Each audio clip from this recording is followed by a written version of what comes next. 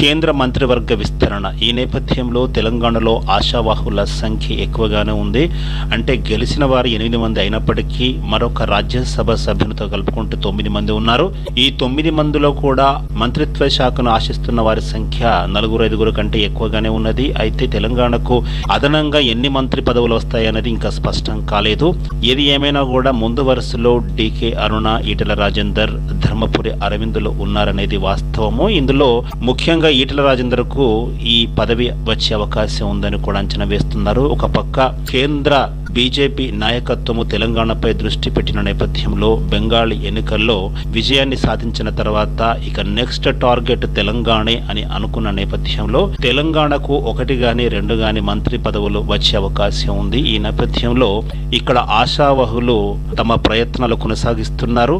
అయితే సమర్థవంతమైన నాయకులకు మంత్రి పదవి ఇచ్చినట్లయితే ప్రస్తుతము ఉన్న నిర్లిప్తత అంతా కూడా దూరమయ్యే అవకాశం ఉంది. ముఖ్యంగా బీజేపీ అధ్యక్ష ఎన్నికల్లో రామచంద్రరావు ఈ ఎన్నిక పట్ల చాలా మంది అసంతృప్తితో ఉన్నారు. అదేవిధంగా గడిచిన తమ పదవీ కాలంలో వారు ఆశించినంతగా ఎక్కువ ఫలితాలను కూడా రాబట్టలేకపోతున్నారు. అంటే ఒకప్పుడు 2వ స్థానంలో ఉన్న భారతీయ జనతా పార్టీ ఇప్పుడు రాష్ట్రంలో 3వ స్థానానికి పడిపోయింది అని విశ్లేషకులు ఒక పక్క అంచనా వేస్తున్నారు. ఒకవేళ కాంగ్రెస్ ను ఢీకొని అధికారాన్ని చేపట్టాలనుకుంటే సమర్థవంతమైన నాయకులకి అవకాశం కల్పించాలి. ఇందులో ముందు వరుసలో ఈటెల రాజేందర్, ధర్మపురి అరవిందులు ఉంటారు. ఒకవేళ మహిళా కోటలో ఇవ్వాల్సి వస్తే మరి డేరింగ్ డాషింగ్ డీకే అరుణకు అవకాశం లభించవచ్చు. మరి సమర్థవంతమైన నాయకత్వానికి మంత్రి పదవి ఇచ్చినట్లయితే వారి సేవల్ని ఇటు పార్టీకి ఇటు దేశానికి కూడా వినియోగించుకోవచ్చు.